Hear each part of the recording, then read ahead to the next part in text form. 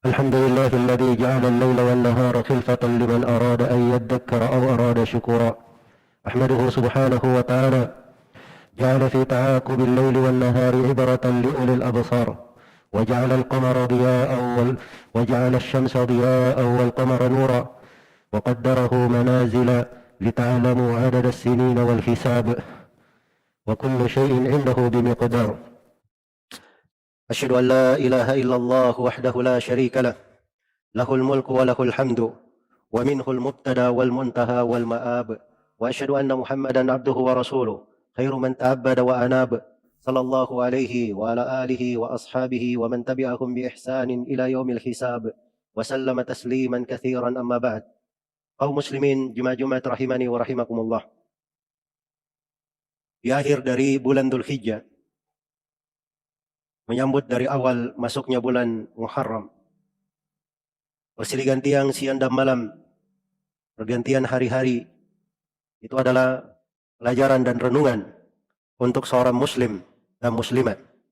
Allah Subhanahu wa taala berfirman, "Yuqallibullahu al-laila wan-nahar, inna fi dzalika la'ibratan liulil absar."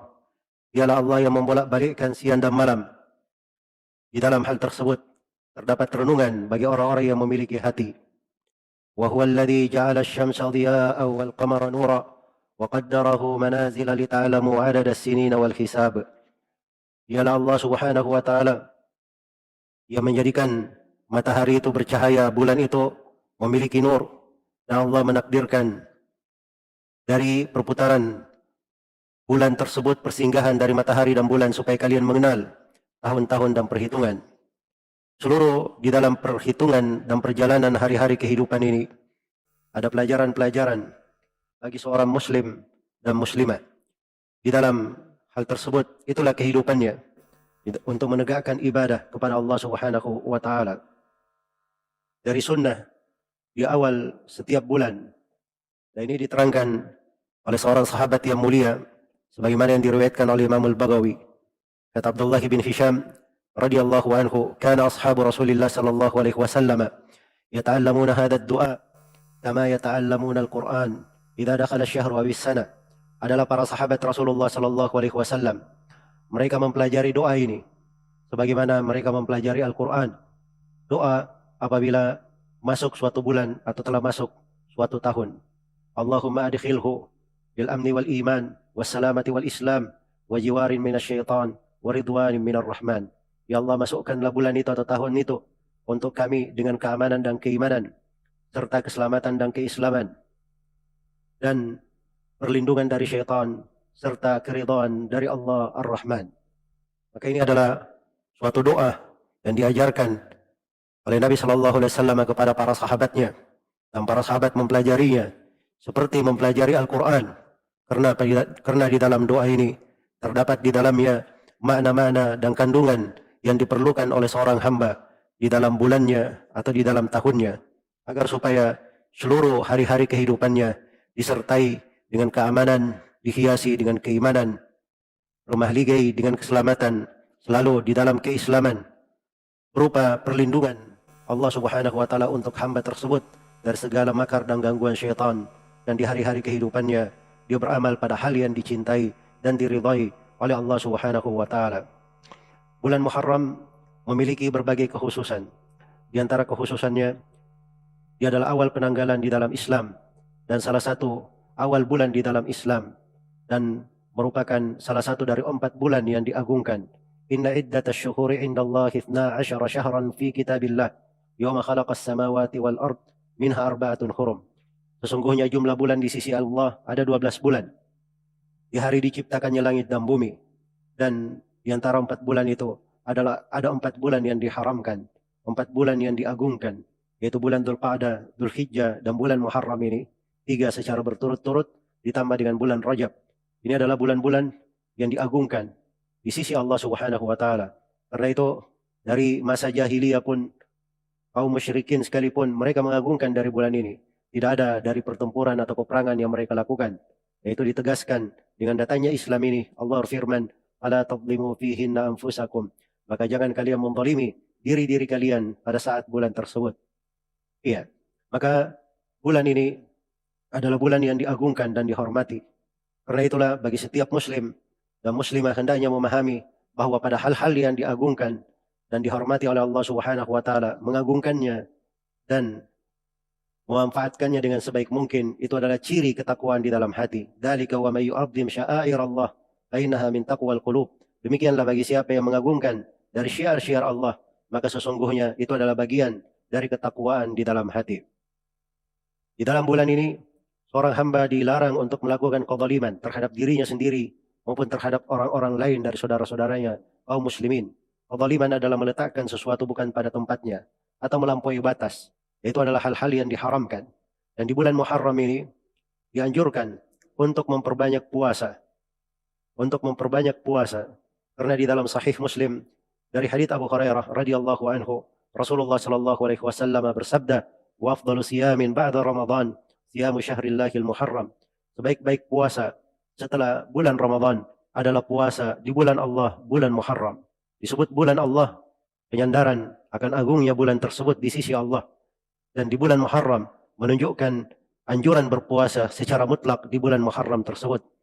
Walaupun sebagian ulama mengatakan bahwa anjuran berpuasanya walaupun disyariatkan di seluruh bulan, di satu bulan, tetapi dia tidak sampai ke derajat berpuasa seperti di bulan Ramadan atau seperti berpuasa di bulan Sya'ban. Tetapi keumuman dari hadits menunjukkan akan syariat berpuasa. Dan secara khusus di dalam bulan Muharram ini ada hari Ashura, tanggal 10 Muharram, di mana Nabi sallallahu alaihi wasallam berpuasa padanya. Dan itu adalah puasa wajib umat Islam sebelum datangnya kewajiban puasa di bulan Ramadan. Dan Nabi sallallahu alaihi wasallam melakukan hal tersebut karena pertama adalah mengikuti Nabi Musa alaihi salam. Karena itu ketika orang-orang Yahudi melakukan puasa Ashura ini, maka Nabi sallallahu alaihi wasallam bersabda, "Nahnu ahaqqu minkum bi Musa." Kami adalah orang yang lebih berhak dari kalian terhadap Nabi Musa alaihi salam. Karena di tanggal 10 itulah Allah Subhanahu wa taala menyelamatkan Nabi Musa dan Bani Israel dan membinasakan Firaun. Maka diharapkan pada puasa di tanggal 10 tersebut kesyukuran kepada Allah Subhanahu wa taala terhadap nikmatnya. Tapi bersamaan dengan itu semua, Nabi sallallahu alaihi wasallam di tanggal 10 Muharram di bulan Muharram, beliau mensyariatkan untuk berpuasa pada tanggal 9-nya juga. Karena itu datang di dalam hadits Ibnu Abbas, Rasulullah sallallahu alaihi wasallam bersabda, "Lain ishtu ila qabil la asumanna at-tasi'." Andai kata saya masih hidup pada tahun berikutnya, pada tahun depannya, maka saya akan berpuasa di tanggal 9-nya. Dan ini semuanya untuk menyelisihi ahlul kitab, menyelisihi orang-orang Yahudi. Karena itu berpuasa pada tanggal 10 itu adalah hal yang bagus. Dan yang paling sempurnanya dia berpuasa pada tanggal 9-nya dan tanggal 10-nya. Dan kalau dia berpuasa tanggal 9, tanggal 10 dan tanggal 11, itu juga tidak masalah. Bagi siapa yang luput tanggal 9, dia puasa tanggal 10, sebaiknya dia berpuasa di tanggal 11 agar supaya ada bentuk hal yang membedakan dengan puasanya orang-orang Yahudi. Dari ciri pokok di dalam agama ini, mukhalafatu ahlil kitab, menyelisihi orang-orang Yahudi dan Nasara. Yaitu adalah karakteristik dan ciri keislaman. Itu adalah bentuk dari tauhid yang dijaga oleh seorang hamba. Sehingga di dalam hidupnya, dia betul-betul berpijak di atas keislaman yang Allah muliakan dia dengannya. Dan dia menjauh dari segala jalan orang-orang Yahudi maupun orang-orang Nasara. Kemudian pada bulan Muharram ini, dikatakan oleh Abu Uthman An-Nahdi rahimahullahu ta'ala bahwa adalah para salaf menggabungkan 3-10. Salah satu 10 hari yang diagungkan adalah 10 hari pertama dari bulan Muharram. Karena itulah ini adalah waktu-waktu yang baik dan sebuah ketaatan di dalam menghiasi umur, membuka dari awal tahun di dalam kehidupan agar supaya mencatat lembaran-lembaran indah, amalan-amalan salih, hal yang dibuka dengan kebaikan, itu diharapkan terus mengalir dan berjalan sehingga dia menutupnya dengan kebaikan. Dan itu pula yang diharapkan oleh seorang hamba di dalam latihan-latihan kehidupannya agar supaya ibadah-ibadah dan ketaatan tersebut menjadi cirinya, menjadi bagian dari kehidupannya. Dan itu pula yang diharapkan untuk menutup hidupnya agar husnul khatimah. Semoga Allah Subhanahu wa taala memberikan kepada kita semua kemudahan di dalam menjalankan segala ketaatan dan memakmurkan dari kehidupan. Aqulu ma tasma'un wa astaghfirullah li wa lakum wa lisairil muslimina min kulli dhanb fastaghfiruh innahu huwal ghafurur rahim.